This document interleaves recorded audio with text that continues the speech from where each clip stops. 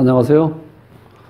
오늘은 65번째 출세 상징인 말한장, 즉 반한살에 대해서 공부를 하겠습니다. 이 신살은 우리가 기존에 많이 들어본 것도 좀 있어요. 역마살 같은 거 있죠. 역마살. 아유, 저는 만자가 어떻게 진득하게 앉아있지 못하고 역마살이 있어가지고 저렇게 이리저리 돌아다니는 거야. 이렇게 얘기하는 거 있죠. 또 대표적인 거. 개망신당했다. 아유, 너 진짜 망신당했어. 망신당 없다. 더 큰 망신이 뭐예요? 개망신당했다. 그렇게 얘기하죠. 그런 식으로 우리가 보이지 않게 생활 언어에서 이게 좀 그 12신살 이런 거는 좀 깊이 들어와 있어요. 월살도 마찬가지고 달빛 아래 망신당했다. 역마, 육해살이 있다. 화계 있다. 여러 가지 있는데 오늘은 그 반한살에 대해서 설명을 하겠습니다. 반한살은 자, 제가 설명드렸지만 이게 이 말한장을 얘기하는 거거든요. 말한장이라는 거는 말이 있어야지 안장이 필요한 거네요. 그렇죠? 그래서 여기 보시면 이 반한살이 제대로 빛을 발휘하려면은 장성살과, 이게 장군이죠. 그 다음에 내가 다닐 곳이 있어야 되잖아. 여기저기. 역마살이 뒷받침되었을 때 이 반한살은 제대로 잘 돌아가는 거예요. 예. 근데 이 장성살과 역마살이 없을 경우, 안 되는 거, 뒷받침 안 될 경우는 반한살은 홀로 움직여야 되죠. 그럴 때는 내가 노력한 결과 없이 얻게 되는 불로소득이라든지 불 꺼진 항구, 좌표를 잃어버린 배처럼 그런 뭔가 부족하게 되어 있는 거는 이 반한살은 장성살과 역마살이 같이 있으면 좋다는 거예요. 자, 이 반한살은 상대가 내게 협조를 잘하고 도와주어서 일의 성사가 쉽게 이루어지는 경우를 우리가 역마살, 어떤 친구가 있을 때 내 사주에 반한살이 있다는 건 이런 환경이 주어진다는 거예요. 그리고 반한살의 뜻은 편리한 도구도 되고 수단도 되고 내가 마음 편해지는 거예요. 사람이 가출한다든지 혹은 신변의 위협을 느껴서 어딘가 이렇게 도피한다 할 때 은둔한다 그러죠. 은둔. 그것도 내가 어떻게 내 파장과 잘 맞는 곳으로 내가 피하게 됐죠. 반한살 방향으로 움직여야 돼요. 은둔처예요. 그 다음에 남자들 같은 경우 특히 두침 방향으로 머리를 두고 자면 좋다. 우리가 일반적으로 일어난 현상은 승진, 진학, 어떤 취업, 합격, 금이환양, 어떤 편리한 수단, 노력과 정성, 운, 땀의 결실로 이루어진 게 반한살이에요. 그래서 장성살과 역마살이 뒷받침 안 되는 반한살, 여기서 뒷받침이 안 될 경우, 안 되는 경우에는 이게 좋지 않은 불로소득이라는 게, 불로소득이라는 게 오래 갈 수가 없죠. 내가 피땀 흘려 노력한 결과로 얻어진 결과물이 오래 가는 거지, 이렇게 불로소득이 있다는 건 좋은 건 아니에요. 어떤 상황을 보면 불 꺼진 항구가 불이 꺼졌다. 좌표를 잃어버린 것. 즉, 이런 조건이 주어지지 않으면 반한살 하나만으로는 조금 빛을 보기 어렵다. 그렇게 이제 생각하시면 돼요. 자, 좀 더 이제 이 비교하기 좋게 보여드리면 이 장성살이라는 건 이 장군이죠, 장군. 장군이 당연히 무관이죠. 장군의 특징, 군경 검찰의 특징은 뭐야? 약간은 강압적인 거, 무력적인 게 뭔가 이렇게 들어간다는 거예요. 상명하복, 그렇게 해결되는 거. 그러니까 평관이죠, 평관. 이 반한살은 문관에 해당되는 행정관, 원망과 타협으로 해결한다. 정관 개념. 자, 이 평관은 군, 경, 검, 군인, 경찰, 검찰, 뭔가 이 칼과 관련된 이 쓰는 쪽이 평관이에요. 정관은 교육, 행정, 교육, 행정, 즉 뭔가 느낌상 어떻게 돼요? 네. 과격하다든지 불합리하다든지 뭔가 일방적으로 이렇게 카리스마를 휘두르는 그런 자리 아니고 타협과 원만함으로 인해서 뭔가 해결하려고 하는 정책. 자, 이 편관하면은 연희동의 전두환 대통령 기억하세요. 정관하면 옛날에 고건 국무총리. 네. 인물로 치면은 그러면 빨리 이제 머릿속에 들어오고 잘 잊어먹질 않아요. 그래서 이 12신살은 이 살마다 내용은 그렇게 어렵지 않은데 처음에 공부하면은요 12개의 신살 이름이 잘 헷갈려요. 그래서 제가 이제 12신살 끝날 때까지 이거는 이제 계속 적어 놓을 거예요. 지살, 장성살, 화개살 이렇게. 지장화. 자, 지장화. 지살 좌우에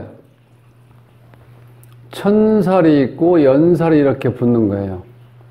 좌청룡 500, 예를 들어서 그런 식으로. 지살 옆에 천살과 연살이 붙고, 자, 장성살 옆에 망신살과 반한살이 붙는 거예요. 화개살 옆에 육개살과 겁살이 붙어요, 이렇게. 천지의 여자들, 망령든 장군이 반해서 육체를 화끈하게 겁탈했다. 이렇게 외우시라는 거예요. 천지의 여자들, 천지의 여자들, 망령든 장군이 반해서 육체를 화끈하게 겁탈했다. 남자들은 잘 외워지겠는데 여자들은 좀 기분 안 좋게 생각하시나요? 이건 뭐 기분 좋고 나쁘가 문제가 아니고, 자, 우리가 연상기억법이라는 건 약간 촌스럽고 뭔가 어색한 게 오히려 잘 이어져요. 그러니까 우리가 어떤 경험치라는 게 자주 듣고 나한테 좋게 와닿는 건 잘 기억이 안 나요. 이 각인시키는 건 이렇게 연상기억법은 조금 촌스러운 거. 천지의 여자들, 망령든 장군이 반해서 육체를 화끈하게 겁탈했다. 아유, 죄송합니다. 자, 이런 식으로 외우는데, 그럼 9개 외운 거예요. 하나, 둘, 셋, 넷, 다섯, 여섯, 일곱, 여덟, 9개. 그 다음에 월살하고 역마살하고 이 제살은 지살하고 충되는 게 장성, 역마라고 그랬죠? 요렇게 충되는 거.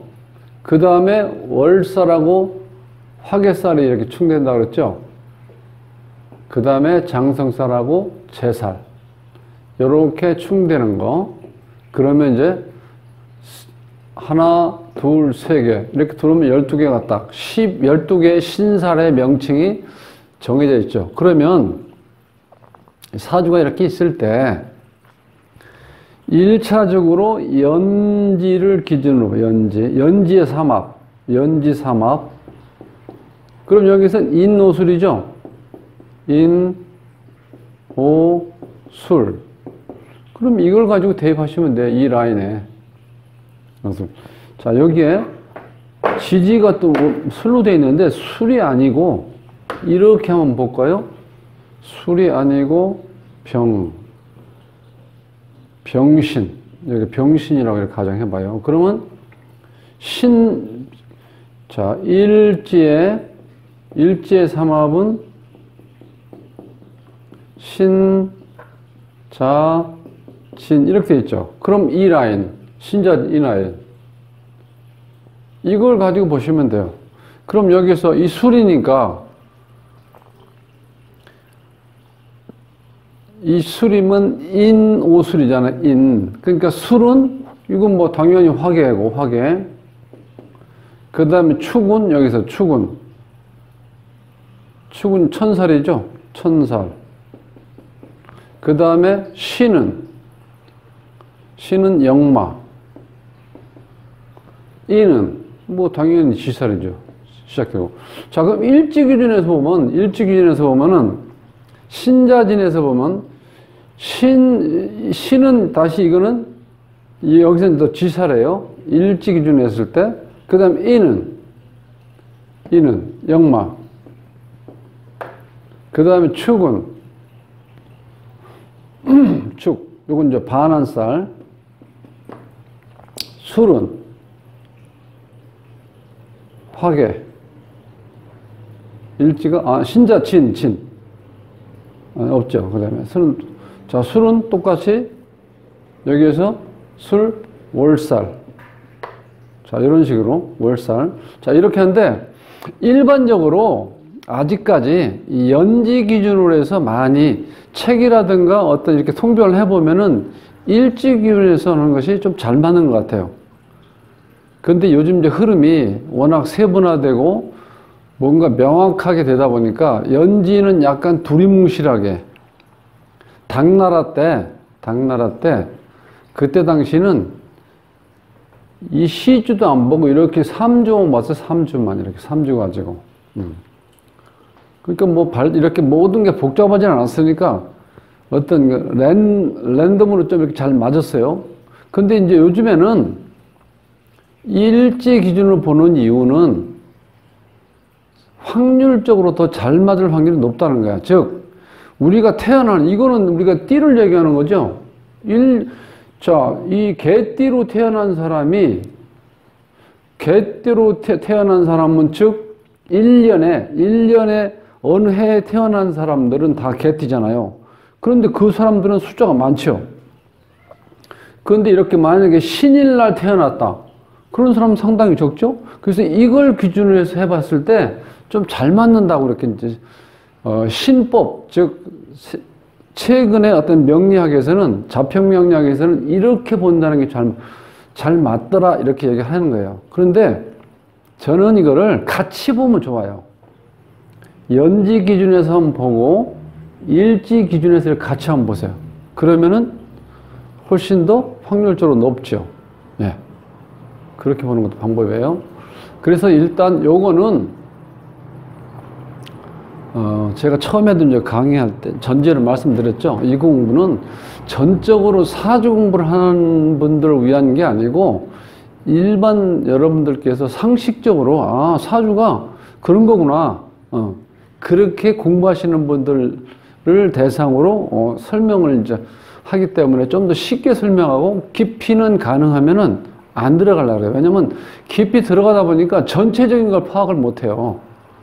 네, 간단한 거를 큰 틀에 있는 거를 반복해서 말씀드리는 게 제가 이제 강의해보면 경험에 의하면 훨씬 더 학습 효과가 뛰어나다는 거예요. 그래서 부담 갖지 마시고 신살이 있는데 12개의 신살이 있는데 이렇게 외우시라는 거야. 천살, 지살, 연살, 월살, 망신살, 장성살, 반한살, 역마살, 육해살, 화개살, 겁살, 재살 이런 식으로. 자, 이건데 그러면 어떤 사주가 나오든지 간에 연지의 삼합, 일지의 삼합을 가지고 이렇게 적어놓고 보면 되죠. 특징을 보세요. 이 지살은 어떻게 돼? 인신사회죠. 이 장성, 대장이라는 건 오롯하게 자기 기운만 가지고 있는 게 힘이 강한 거죠. 여기는 다 좌우명이만 있죠. 좌우명이만. 그렇죠? 화계는 어떻게 돼요? 진술충만 이렇게 있고. 특징은 그렇게 정해져 있어요. 그러니까 1차적으로 지살, 장성살, 화계살을 기억하시고 그래서 제가 지장화로 기억하시라고 그랬죠? 이렇게 하시고 그 다음에 날개를 달아야 돼요. 천지연, 망장반, 육화겁 이렇게. 그렇게 하면 12개 이제 다 외워지죠. 그래서 그러니까 오늘 배우는 건 여기에 있는 거야. 장군 바로 옆에 있는 거. 반한살. 쪽에. 반한에 대해서 한 번 더 반복하면은요, 복습 한번 해보자고요. 자, 반한살은 나한테 편리함을 제공한다고 보시면 돼. 그래서 어떤 사람이 꼬마들이 집 나가서 어떻게 돼? 잘 안 돌아. 그럼 어디가 와요? 꼬마를 기준해서 반한살 방향에 있는 곳에 가서면 거기에 숨어 있다는 거야. 은둔 척. 남자들은 두침 방향, 머리를 어느 방향에 두고 자느냐. 본인 사주에서 볼 때 반한살 방향에 머리를 두고 자면 좋다. 자, 이건 또 대체적으로 좋은 거죠. 합격한다, 진학한다, 승진한다, 출세해서 집으로 돌아온다. 금이환양. 편리한 수단. 노력과 정성, 운, 땀의 결실이다. 이 반한살의 어떤 그 결과는 불로소득이 아니고 내 노력과 정성과 운과 땀의 결실이라는 거예요. 그래서 반한살이 빛을 보려면 장성살과 역마살이 같이 있어야 된다. 자, 장성살과 역마살 없이 반한살만 있으면 불로소득의 개념이 될 수 있고 불 꺼진 항구가 될 수 있고 좌표를 잃어버린 것 같은 그런 상황이라는 거예요. 장성살과 반한살을 비교해서 보시면 이 장군이라는 건 무관 개념이고 딱 느끼는 것 어떤 카리스마, 어떤 강압적인 거, 무력적으로, 그죠? 상명, 하복. 그런 식으로 뭔가 문제를 해결한다는 거예요. 그래서 이 편관 개념이에요. 편관 개념. 반한살은 문관 개념. 원망과 타협으로 뭔가 해결한다. 정관. 직업적으로 치면 편관은 군경, 검찰, 칼과 관련됐다. 정관은 교육, 행정. 일반 행정이죠. 일반 행정. 그래서 여기는 펜을 상징하는 거. 이런 식으로 되어 있다는 거. 뭐 어려운 건 없죠? 그렇게? 네. 자, 오늘 여기까지만 하고, 지난번에 GD처럼, 다음, 12월 22일 날, 20일 날, 금요일 날 강의할 12지 중에서 좀 뽑아 보겠습니다. 22일 날 강의할 거예요.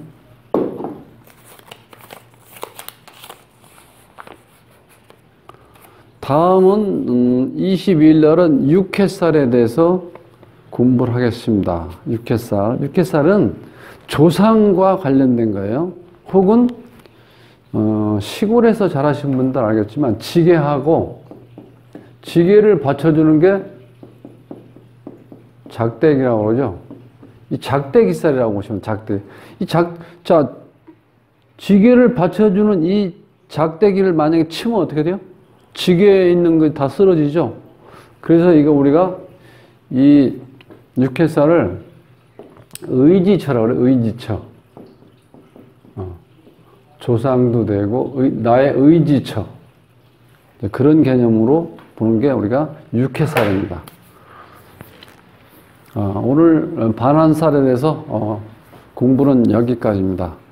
행복한 삶으로의 초대, 골라먹는 사주부패를 모십니다. 저는 돗자리 쌤이었고요. 오늘 남은 시간도 행복하시고 편안한 시간 보내십시오. 감사합니다.